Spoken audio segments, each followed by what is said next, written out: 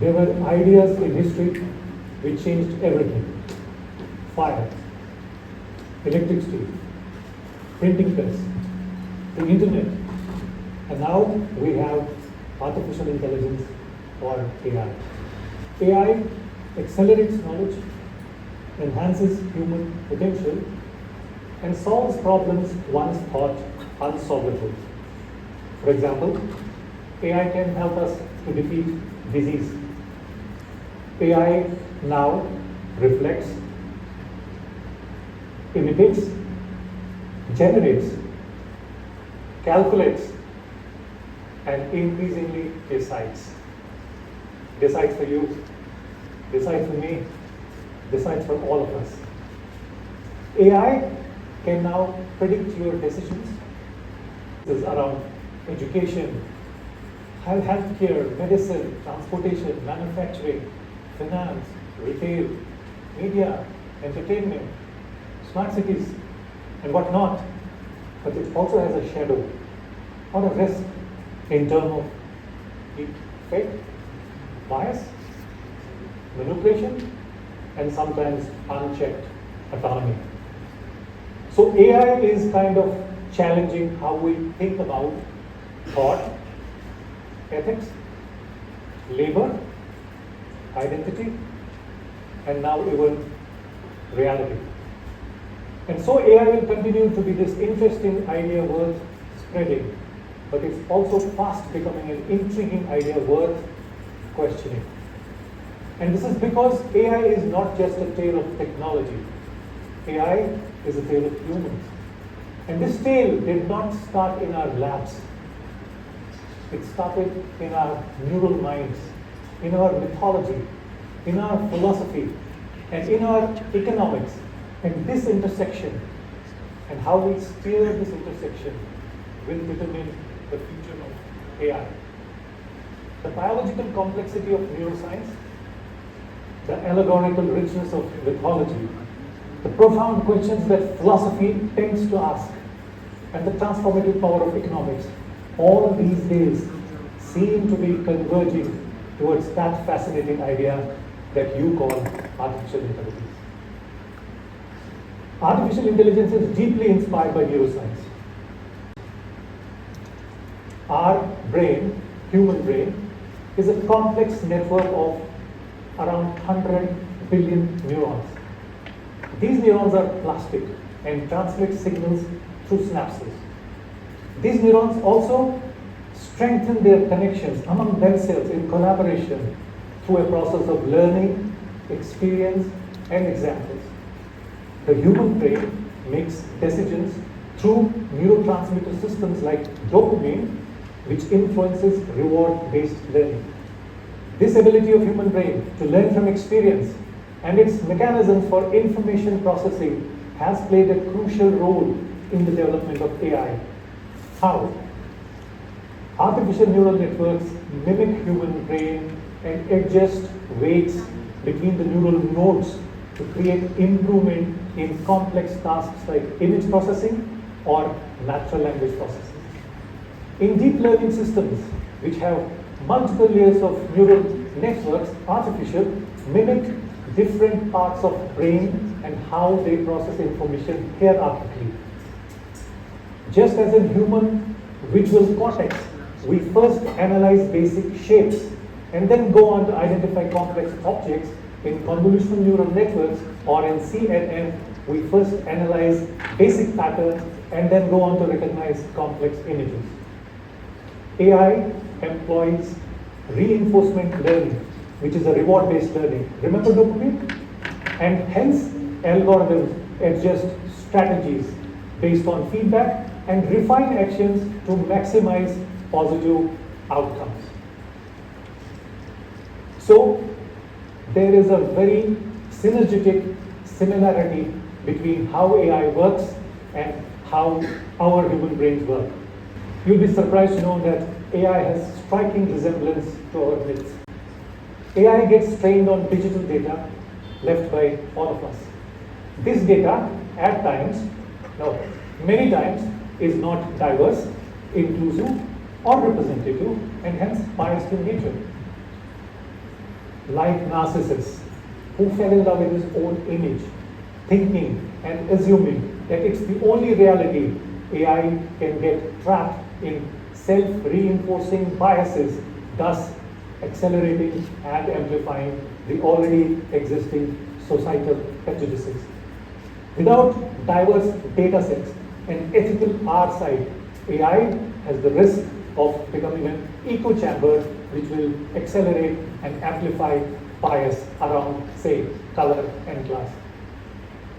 Prometheus was a powerful titan, and he gifted fire to humanity. And for that, he got brutally penalized by divinal gods, but in the meantime, fire became transformative. These days, we compare AI to fire because AI has also gifted us advancements in medicine, communication, automation. And this fire spreads. The kind of disinformation that we see these days is disrupting democracies, elections, and can also create localized polarization. Cassandra had this boon of foreseeing the future, but she also had this curse that whatever she tells, nobody would believe her.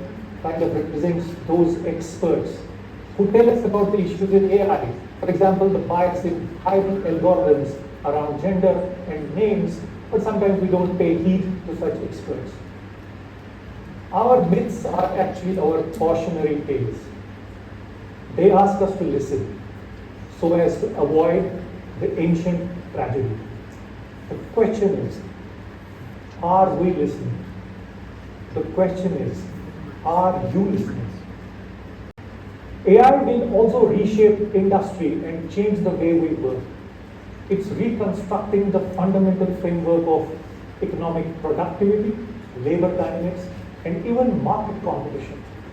Unlike in the previous technical disruptions, which kind of mechanized manual labor, AI is expanding the cognitive bandwidth of organizations which can replace humans at scale. And unfortunately, the contribution of AI towards productivity is not symmetrical.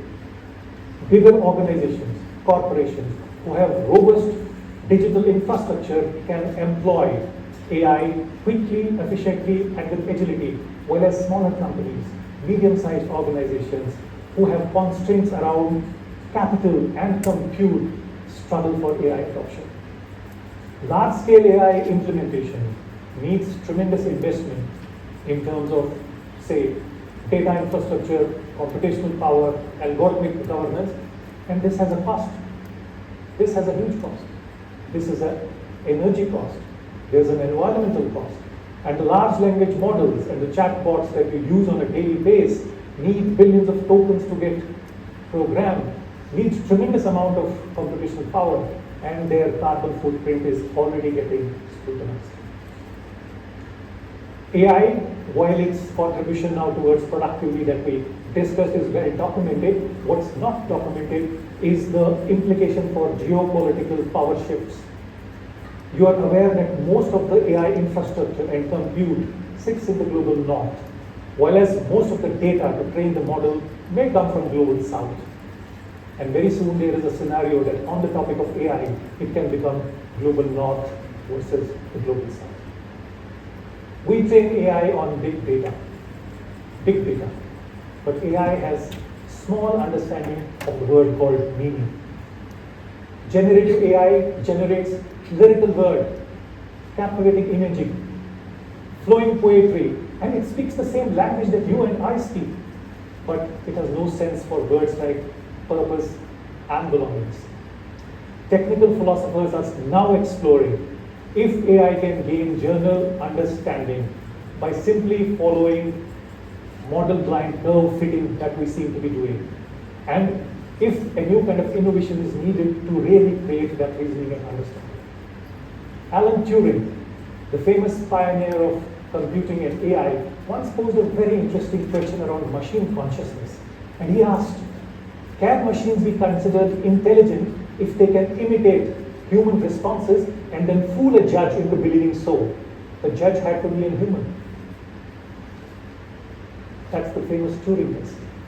Maybe time has also come to create a new benchmark, a new test, to not only test the machine intelligence, but maybe also human intelligence. So where have we landed? Where have we landed with AI? Which kind of airport is this?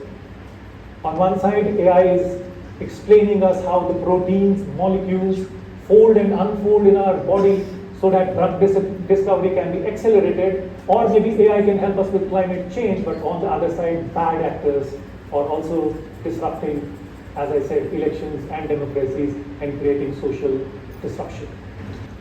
So what should we do? Should we unplug the machine? No.